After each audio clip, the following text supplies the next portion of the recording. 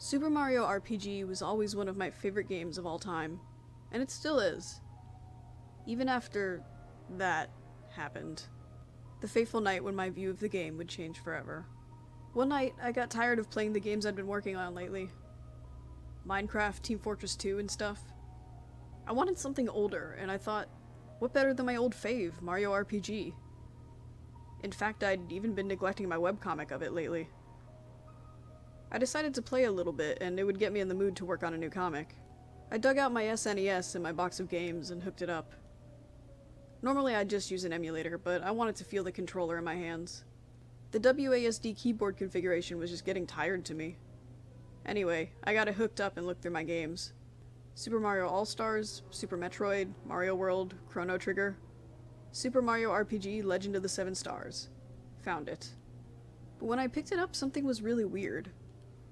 The cartridge was hot. I mean, it was really hot. It had never done this before, and there was no real explanation for it, since it hadn't even been used in months. And even though I should have been more concerned with why it was hot, I wanted to play it. I put it in the system anyway and turned it on. Right away I noticed something else that was really unusual. Right after the Nintendo Square licensing bit, there's usually a cutscene of Toadstool getting kidnapped by Bowser and Mario opening his door, seeing her missing and jumping out to save the day. This time, however, was totally different. Toadstool was sitting on the ground on the same flower patch, but she was crying. As if she was mourning. Where the usual happy music plays, there was only a crying sound effect. A sound I'd never even heard in the game before. And Bowser never showed up. She just continued to cry. Soon, Mario came out of his house and sat beside her, looking sad and putting his arm around her. He wasn't crying, though, trying to be tough. I didn't know what happened, but they obviously lost someone very close. The camera panned up to the sky and faded to white.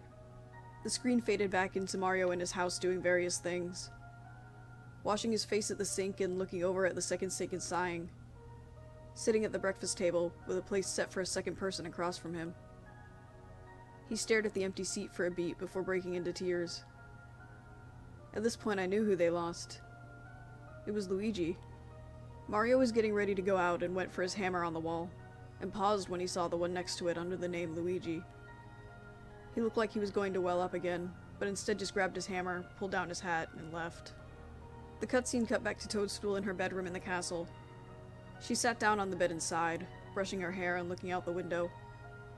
That's when it faded to the title screen. Super Mario RPG, Legend of the Seven Screams. This was wrong.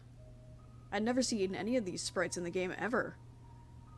And because of making a comic, I'd seen every one, even the hidden, unused sprites. Seven Screams? I wanted to shut the game off because something was seriously wrong. But I was intrigued. I wanted to know more. I wanted to know what Mario was going to do next. Why Luigi was dead. Who or what was responsible. I had to hit start. The file selection screen was the same.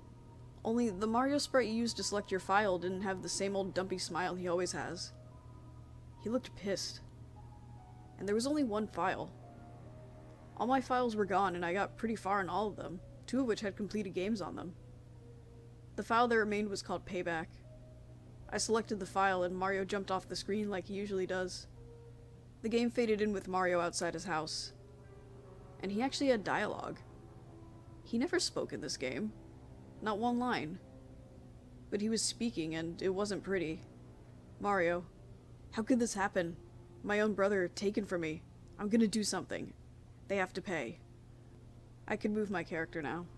The sign above Mario's door that once said Pipe House now said Mario and Luigi, with Luigi's name crossed out. I went inside the house out of curiosity. Everything was different because there was 2 of everything. There were 2 beds, each with a nightstand and a lamp. Mario's was the one with a green blanket, and Luigi's was the red one. It was nice they made some contrast there. I knew that was the case, because if I tried to turn off Luigi's lamp, it would say, Luigi wouldn't want me sleeping in his bed. I've got business to resolve anyway. I left the house and went for the overworld map. There wasn't much to it, though.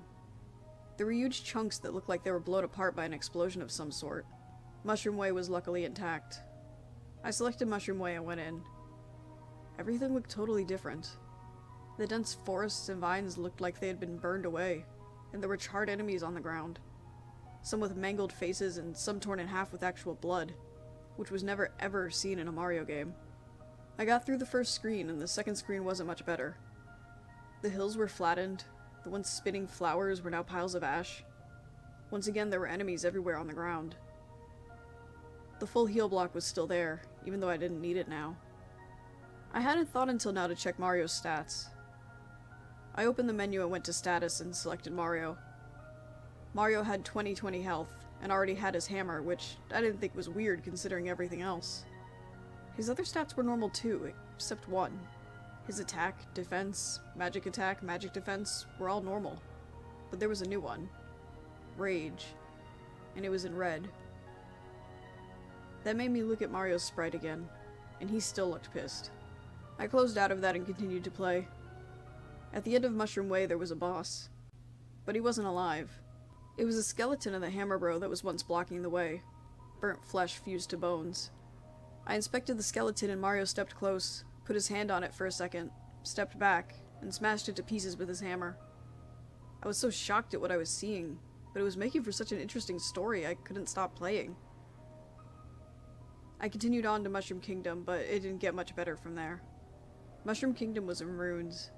Walls to houses were crumbled, toads were wandering around, looking sick, some injured.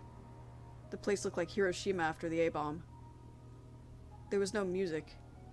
Faint wailing could be heard in the background. I tried to talk to one of the people since it was the first NPC interaction so far. He didn't say anything but ... I tried another. She said, "Why did you come back? Is there another attack coming?" At this point I was crying. I couldn't take what I was seeing. I had to stop and come back later. I went down to the inn to see if the save block was there. It wasn't. Come to think of it, none of the save blocks were there. The one by Mario's pad. If I recalled correctly, there was supposed to be one on Mushroom Way. I think it wants me to play until the end. I paused it and took a break anyway. During that time, I thought about what the game was doing. What was this new story going to tell me? What happened to Mushroom Kingdom? Did Luigi die in one of those attacks? I guess I'd have to find out when I played again. I got back to the game again.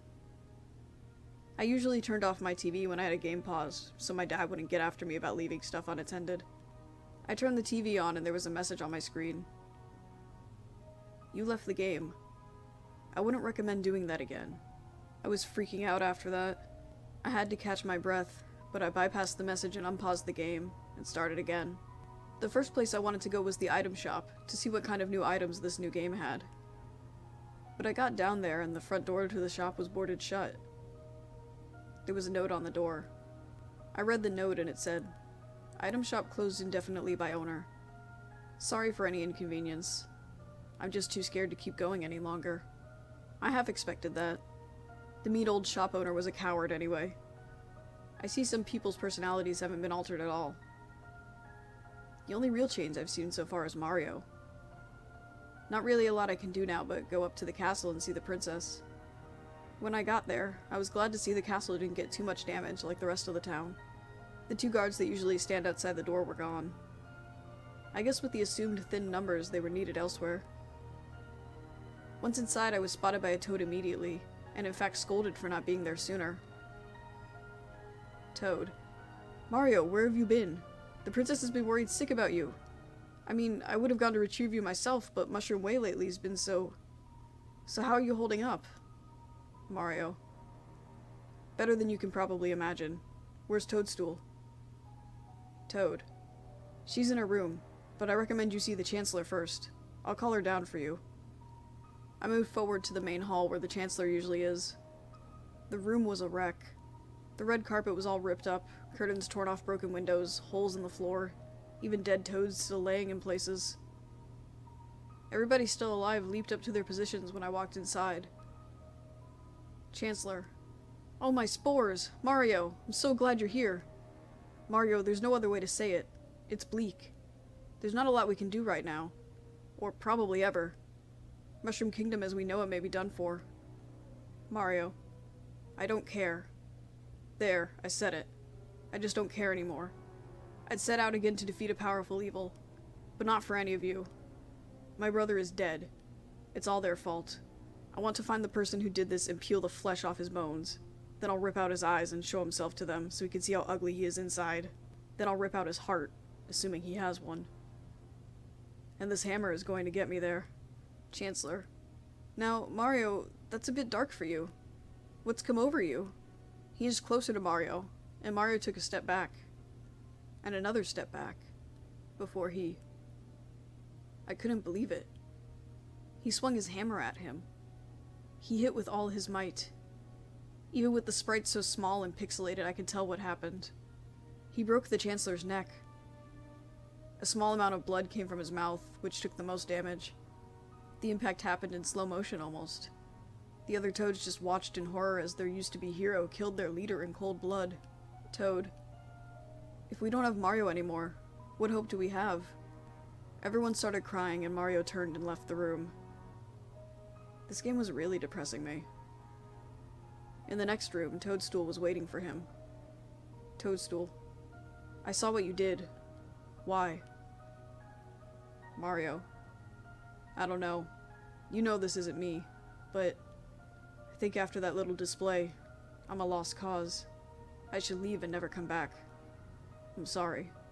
Toadstool. Wait, Mario, this city is a lost cause. I think you did it a favor and put it out of its misery a little faster. Please, take me with you. Mario. No, I can't lose two people close to me. Toadstool tried to respond one last time before there was a rumbling. Like when the sword, Exor, came down and shook Bowser's keep. But it came from the next room. Mario and Toadstool went into the main hall, and there above the Chancellor's body was the grossest sci-fi alien I've ever seen. It was black and had long spider legs and a giant head. It was one of the most well-done sprites I'd ever seen in this game. As in, really high def compared to the rest. Toad. It came out of the Chancellor. Help us. It immediately started a battle. The first one I'd had since I started. It was the regular boss music. I was happy to finally hear some familiar music for once. I got my ABXY options and was ready to attack. I tried X to get a jump attack since some enemies have different weaknesses. I figured I'd test it out. I jumped. Never did get rusty on the timing because I got it perfectly. Except it did 0 damage. Now it was his turn to attack. With what had just happened, I knew what to expect. It jumped on Mario and mauled him to death, dealing out 20 damage. My max HP. I was killed in one hit, and the music slowed down to a halt as it does when all your party members die. The battle was over in one turn. I thought it must be a story event, and it turned out it was. I got out of the battle, and the alien was standing over Mario, picked him up with its mouth, and swallowed him whole. Toadstool and everyone else could only watch in horror as the screen faded to black. The look of utter shock on my face was unimaginable. Why would someone do this? Who could think up such a horrible ending for a Mario game? It faded back in with Toadstool and all the remaining Toads in Nimbus Land, which I'm assuming was the only safe place left, holding a memorial service for Mario. The credits began to roll with no sound at all, just silence with people in the background crying their eyes out and a wreath with Mario's picture on it. I kept it on for the whole credits, just in case something happened at the end. And I was right to keep that in mind. The thing I was expecting the least. It was Luigi. He poked his head in the shot with an evil grin on his face. He giggled loud in my speakers and the screen went black. I kept it on longer to see if anything else would happen, and nothing did. I turned off the game and turned it back on, but it was gone. The game was back to normal. My save files were back. Mario was happy again. I started a file. I was continuing in Smithy's factory. I looked at everyone's stats. There was no rage. It was as if none of this madness had ever happened. In a way, I was glad. In a way, I wanted to see how that story would have gone if... Well, it's too late to think about it now, because it hasn't done it since. I don't know what my system was trying to tell me, but it sure was scary to think about.